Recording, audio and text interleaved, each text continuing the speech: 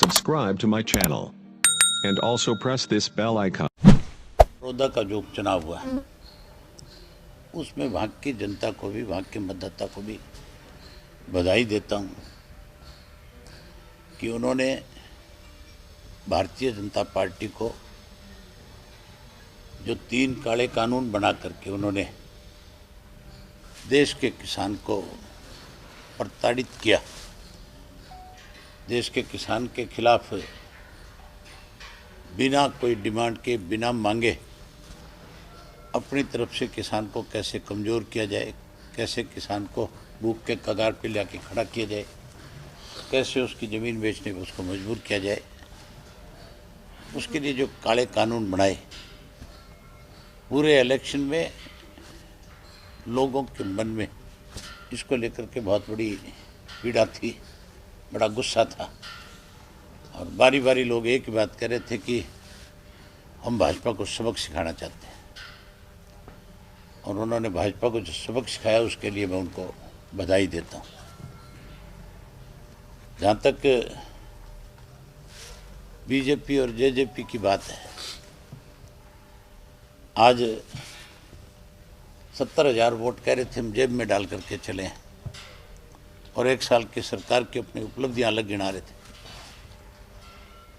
उन लोगों को एक बहुत करारा जवाब मिला है जिनके 20,000 वोट कम हो गए।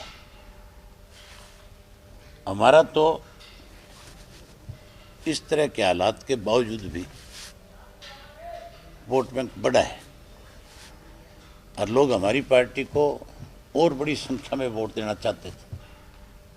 लोगों की बहुत इच्छा थी कि इंडियन नेशनल लोकदल पार्टी को बड़ी ताकत दें, लेकिन एक डर सता रहा था अंदर ही अंदर। इस बात को लेकर के डर था कि कहीं अगर बीजेपी का दाव लग गया तो फिर सारे देश का किसान हमें इस बात के लिए कोसने का काम करेगा कि हमने उस भाजपा को जिताने के लिए अपने वोट को बांटने का काम किया, जिस भाजपा ने किसान को मारने का एक बड़ा षड्यंत्र कानून बनाया। हमारा वोट बढ़ने के बाद भाजपा और जसपा बुरी तरह से हारी है। अब आप उनसे पूछना, आपसे जब मिले, कि वो तुम्हारा 20,000 वोट जो तुम कह रहे थे हमारा 70,000 से शुरू होगा, वो कहाँ गया, किसके खाते में गया, किस पार्टी का कम हुआ, लोकप्रियता किसकी कम हुई तुम्हारे में से? जो बारी बारी गठबंधन की बात करते थे, लोगों ने उस गठबंधन को नकार दिया। प्रदेश के मुख्यमंत्री को 1 साल में जिस तरह से लोगों ने नकारने का काम किया है, उससे मुख्यमंत्री को सबक लेना चाहिए। और जो इस किस्म के कानून इस देश में बने, इस 70% आबादी जो यहाँ हरियाणा की गांव में रहती है, जो खेती पर निर्भर करने वाले लोग हैं, उन लोगों की आवाज़ को सेंटर तक पहुंचाना चाहिए। हमारा भी पिछले दिनों सेशन था और उस सेशन में खास तौर पे कृषि के इन कानूनों के ऊपर चर्चा होनी थी। कांग्रेस पार्टी जहाँ बारी बारी ये कह रही थी हम इसका विरोध करते हैं, कांग्रेस क्योंकि इसका विधानसभा में इसलिए विरोध नहीं कर सकती थी, ये कांग्रेस का खुद का ड्राफ्ट किया हुआ एजेंडा था, इसलिए कैसे हाउस से जान छुटाएं, कैसे भागें, उसके लिए उन्होंने एक नई शर्त रख दी कि वोटिंग पहले हो। कभी भी वोटिंग जो है पहले नहीं होती किसी भी इशू पे।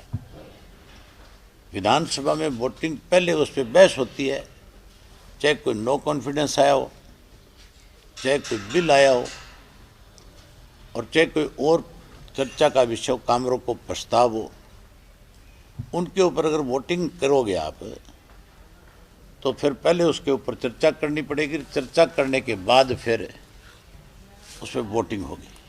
चाहे प्रस्ताव कोई ले, सरकार ले, विपक्ष ले, कोई तीसरा एमएलए लेकर के आए, तो उस पर वोटिंग बाद में होती है। लेकिन भागना चाहती थी कांग्रेस क्योंकि इस इशू के ऊपर खड़ी नहीं हो सकती थी। कांग्रेस स्वयं इसके लिए इतनी ही दोषी थी।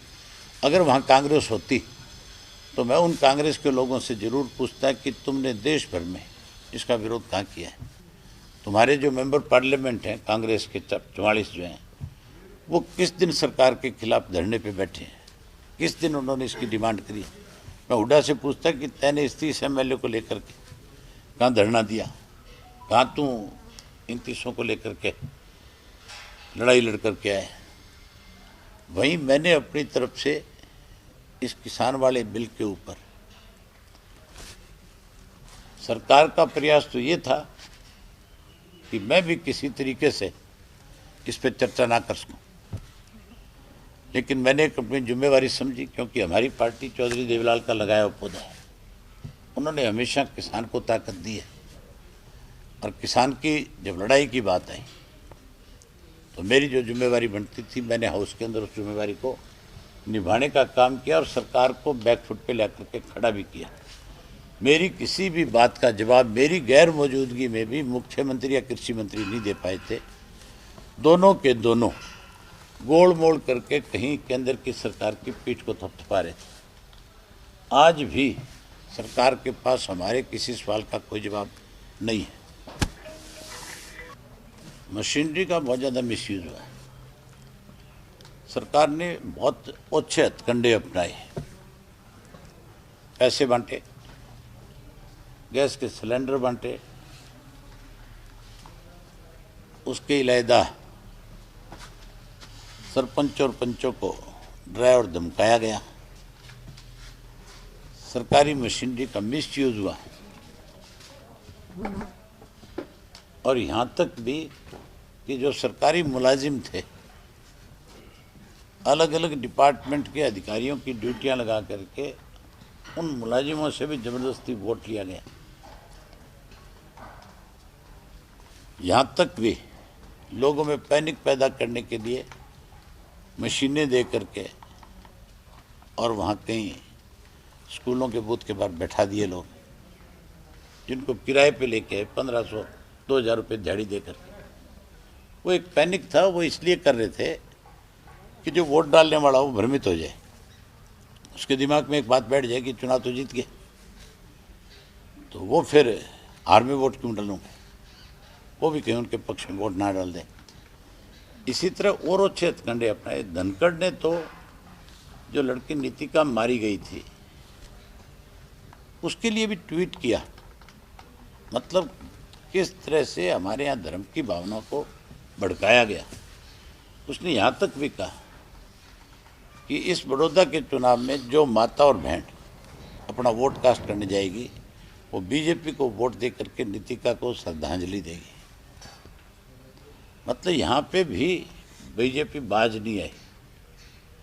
ऐसी सांप्रदायिक पार्टी को सत्ता में रहने का अधिकार नहीं है। ये तो इसका मतलब हमारे यहाँ जहर फैला करके लोगों को लड़ाना और मारना चाहते हैं।